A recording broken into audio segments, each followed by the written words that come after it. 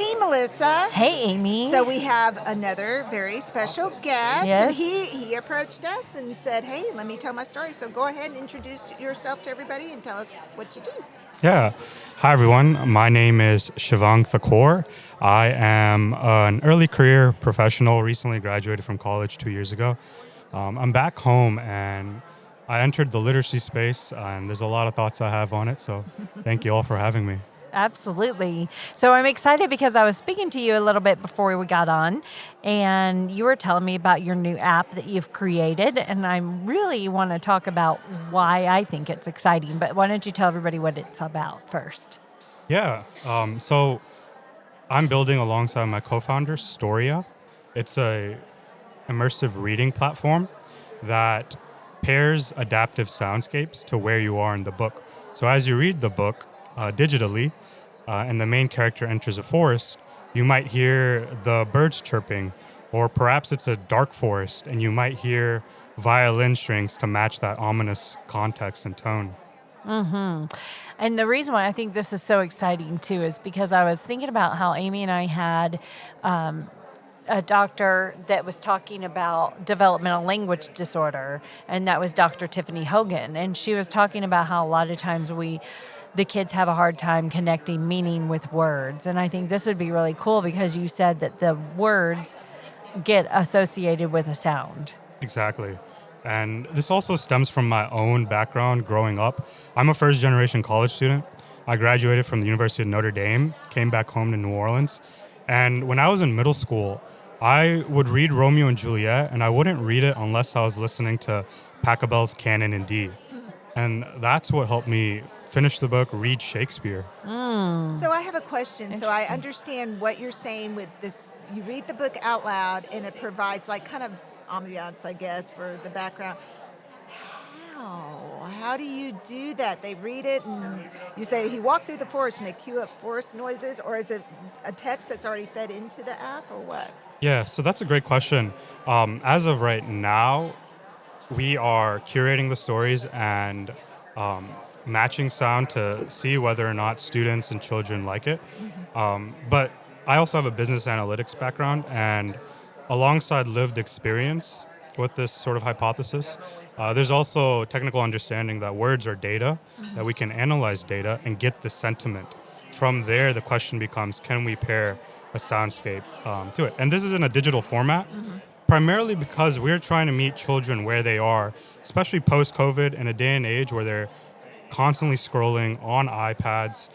We're not trying to say that the kids are the ones that always need to be the ones change. They need the change. It's rather, how do we meet them where they are and create solutions to meet their needs? That's really cool. So does it keep up with the reader's voice also? Like if I was a fast reader when I read out loud, or maybe I'm a slower reader, it keeps up with the reader's voice as well? Yeah, so that's a great question. And right now, it's almost page by page. So when we think about mediums, right, like movies, and their soundtracks, the pace is directed by the director, Sure. right? We are recipients of that medium. With reading, the pace is always different. So how do we keep it consistent? Right Right. now, it's as the child scrolls to a new scene, on that scene of a book, they can then press the soundscape button, and there'll be the sounds that I fit that see. scene. I Similar to how we see. have in plays, right? Where there's scene one, scene two, act one, act two. We're matching the sounds that fit that scene. Okay, that's very cool. Yeah, so Wow. the picture matches, the sound matches, and the words are there as Right, well. right. And you had mentioned too that the kid could highlight a word Yes. and it read the word out loud too. Yes, so we operate on three pillars. One being, how do we meet the child with, where the student is? And our hypothesis is soundscape engagement. When you enter a forest, birds chirping, right? The second pillar, once they're engaged, is literacy development. And this is rooted in science of reading principles. And then the third pillar is empathy and relatability. A notion that we're holding firmly is we cannot, as educators, as builders, we cannot assume what the meaning is for the child. We can only create the conditions for them to access that meaning. So the third pillar is the most philosophical, and it's perhaps one of the hardest to technically execute. but it's something we hold and sit with. Um, yeah. Very cool. So, is this app already out? Yes, it is on the App Store as Storia Kids. Okay, awesome. So, y'all go to, is it a fee attached to it or is it free right now? Is there a fee attached to it? Oh no, or- this is completely free. Wow. We have Okay. 8 titles, is curated from me and my co-founder. We're also online as well as storia.kids, and you can learn more about my background, my co-founder's background. I shared the story of Romeo and Juliet and Pachelbel Canon and D.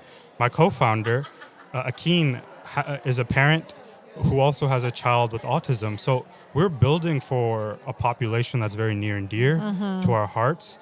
And I, by no means, call myself an expert.